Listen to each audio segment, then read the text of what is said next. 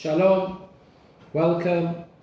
This week's parasha, Parshat Chukat, the Torah relates about the passing of Aharon HaKohen, of which the Pasuk writes, Vayivku et Aharon 30 yom, Kol Bet Yisrael, every member of the house of Israel, men and women, all mourned over the death of Aharon. Rashi comments, this was unlike the death of Moshe, where it just writes, V'yivku Bet Yisrael, the house of Israel, but it doesn't include all, Kol Bet Yisrael. The reason being, Aaron was the person that ran after, pursued peace, harmony, was the one that ensured to instill within the homes, within the relationships, peace, to ensure that people would be able to get on with each other, that harmony would reside. And therefore, with his passing, it wasn't just individuals, it wasn't just a lot of people, but it was everybody, all men and all women, because he'd helped them all. He'd been that shining example. He'd been that person that would go out of his way to ensure, to instill that relationships would be retied, would be strengthened, commitments would be made stronger, and therefore his loss was a great, great loss to all of us. Speaking about Shalom Bayit, I'd like to maybe bring out one point. The Gemara says something very interesting. The Gemara says a person that doesn't have a wife lacks in his Torah. Kol mi she'en lo isha en lo Torah. That's quite a strong statement. A man without a wife does not have Torah. And with a wife he does have Torah. What does this mean? So we can understand it to mean, as Rashi explains, that if a person is single, he has to take care of all his own means, food, washing, household. When he has a wife, he has somebody to look after him, to take care, and that way he'll have more time on his available for him to sit and learn. But I'd like to present maybe a deeper explanation, a deeper angle of looking at things. The Gemara writes that for 3 years, Bet Shammai and Bet Hillel were arguing who the halacha should be like. They both were of the opinion that the halacha should be like their view. They were certain that their view was the correct view. They said the halacha should be like us, and the other opinion, the other school of thought said the halacha should be like us. Until one day, when this argument was still continuing, a bat call, a heavenly voice came down and announced, Eilu ve'eilu divrei Elokim chayim. Both the opinions of Bet Hillel and the opinions of Bet Shammai are both accepted versions, opinions, ways of looking at things, accepted in Shamayim. Eilu ve'eilu, they are both accepted opinions that were given at Sinai. And in Shamayim they're accepted. Says the Gemara, if that's true, then why is the halacha ruled like Bet Hillel? Says the Gemara, because they were humble. They were people that Bet Hillel had the trait of humility. They would even quote the opinion of Bet Shammai that argued on them when they would speak out their view. Not only that, they would even say the opinion of Bet Shammai before their own opinion. Now, we could learn this Gemara that regards the opinion of learning the actual Torah, they're both equal. Just because Bet Hillel had a an extra added advantage of being humble, therefore he was chosen for the halakha to be ruled like king. But possibly we can say something deeper. The Gemara brings down that we know that we have a bet din, a person has forms of a bet din where people come along to resolve issues, monetary issues, and they come in front of 3 dayanim, judges, to hear the sides. Now, we have 3 dayanim because it's important to have a not an equal number in order to be able to have to take a vote. So, if 2 of the dayanim are of the opinion that Mr. A is chayav, is liable, and Mr. B is patur, the halakha is we go according to the majority. The rule is that we go according to the majority of votes of the 3, and the person can have a majority with 3, which a person can't have a majority with 2, and not always have. And therefore, if 2 say chayav and 1 says patur, or vice versa, 2 say patur, exempt, and 1 say chayav regarding Mr. A, then the halakha is like the majority.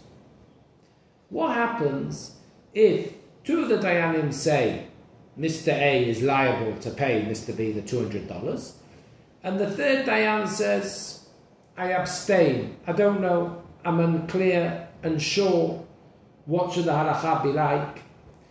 The Gemara says what you do in such a situation is you stop the court case, you bring in another 2 dayanim, 2 new ones, so you now have 5, and you start the whole discussion again, hearing the sides, discussing, throwing out ideas, logics, halachot, working it out. You start the case again. Asks the Rashba a very simple question. If we have a situation, let's say, if 2 dayanim say that Mr. A has to pay $200, and the 3rd dayan says, he disagrees, and he says, no, he's patur, he's not liable. But the halakha is, you go according to the majority, you'll go according to the 2 dayanim that say chayav, and not according to the one that says patur.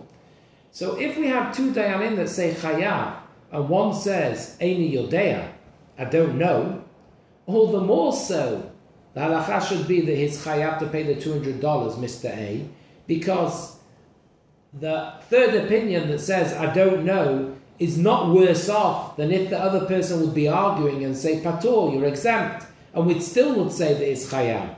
So why is it if one of the dayanim, this 3rd dayan says, abstain, I don't know, I haven't got an opinion, the halakha is we need to start the whole court case again with more dayanim.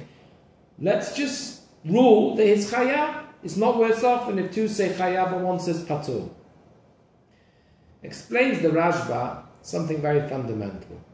He says that if you have 2 dayanim saying chayav, and the 3rd one gives an opinion, has an opinion, and has the opposite opinion, these 2 dayanim saying chayav, they've heard another approach, they've heard a different angle, they've heard a different logic, they've seen different approaches, ways of how to address the situation, and they still hold that this man is liable, although there is maybe a possible way of looking at it differently.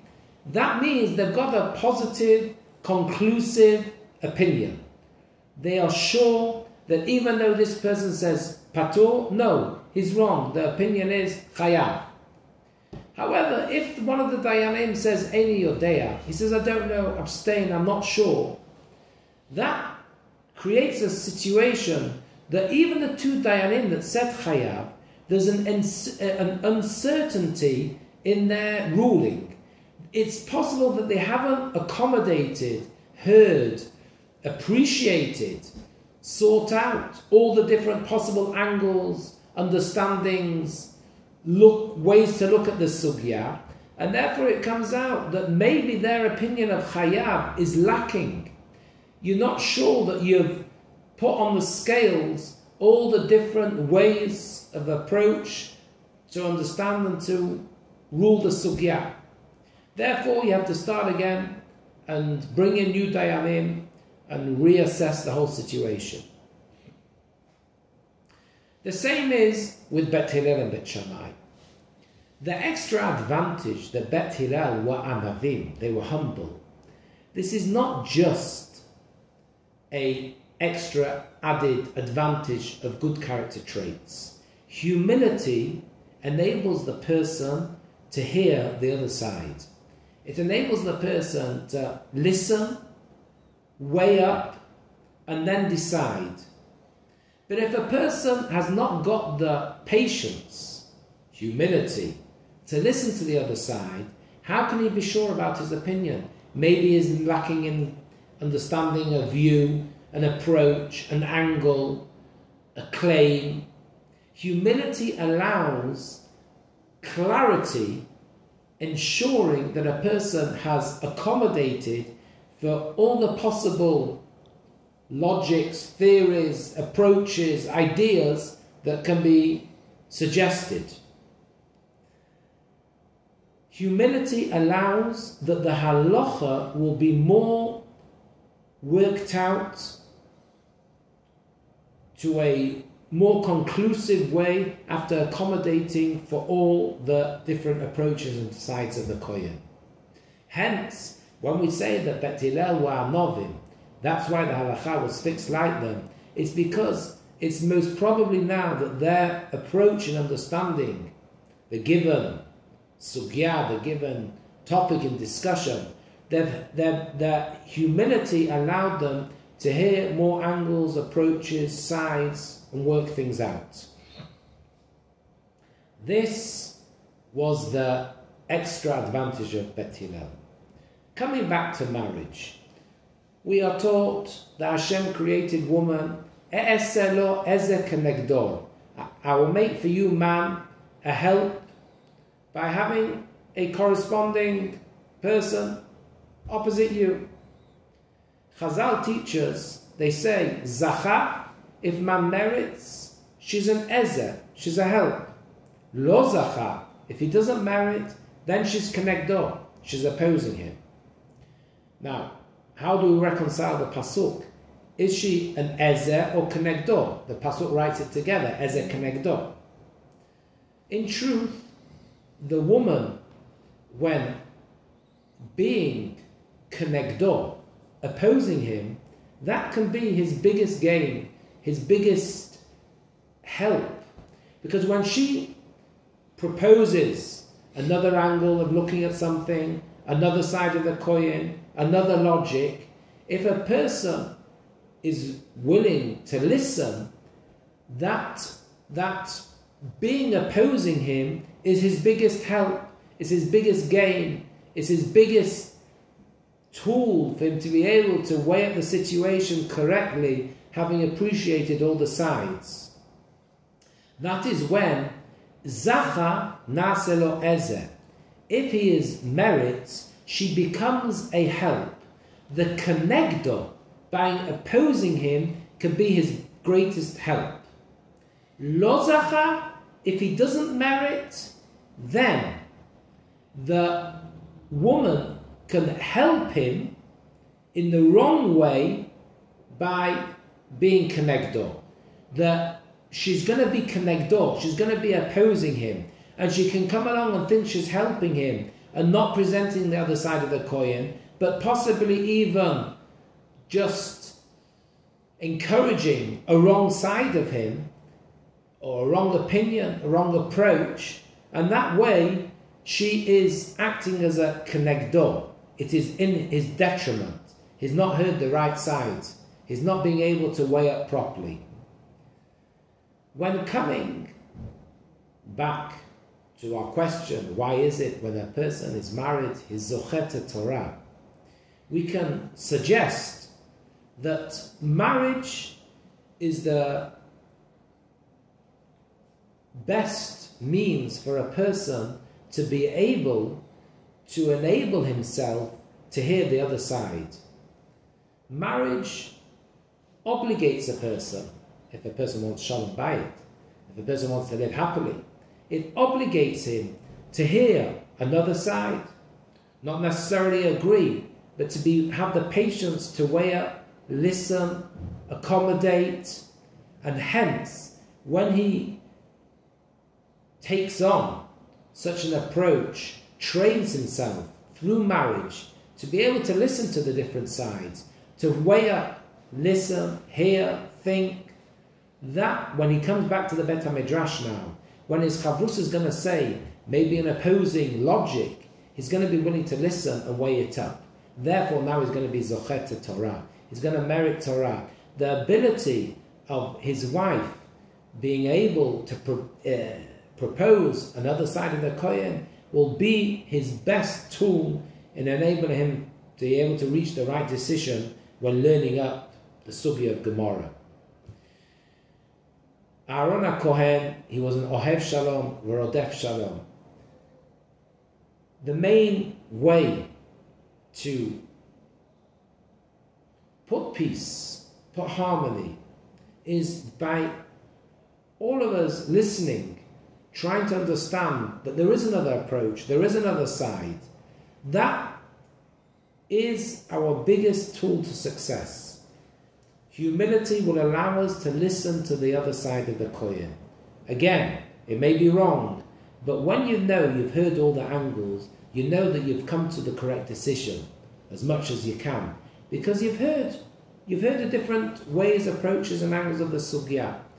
That's what we can learn. Aaron HaKohen, the way to inject, put in, imbue harmony into the home. Let's listen. Let's be able to hear the other side. And it will only be for our good. Because when we then come to learn up the sugya of Gemara, we'll be able to see that we'll be able to accommodate for so many different approaches, angles, and then come to a much clearer decision. Shabbat Shalom.